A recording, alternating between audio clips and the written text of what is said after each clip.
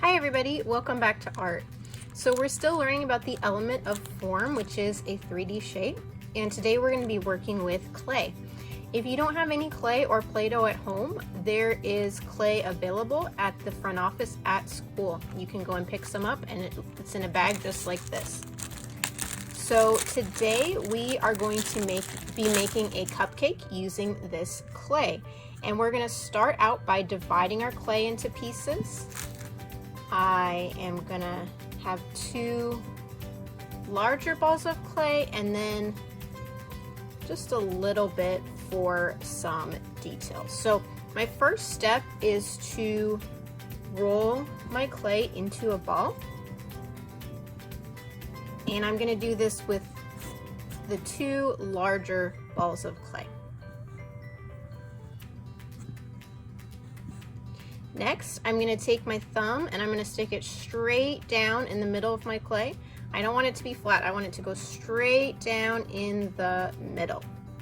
And then I'm going to use my thumb and fingers to pinch the sides of my clay. And this is going to make a bowl shape. So this is going to be the bottom part of my cupcake.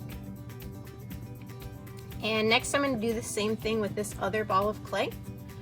So just rolling it, using my thumb to create the hole, and squeezing the clay. And this part is going to become the top of my cupcake, the frosting. So I can just stick these 2 together and there's my basic shape. Now I can use the extra clay that I set aside to add some details to my cupcake. So maybe I want to have a cherry on top, maybe some sprinkles. That part is completely up to you.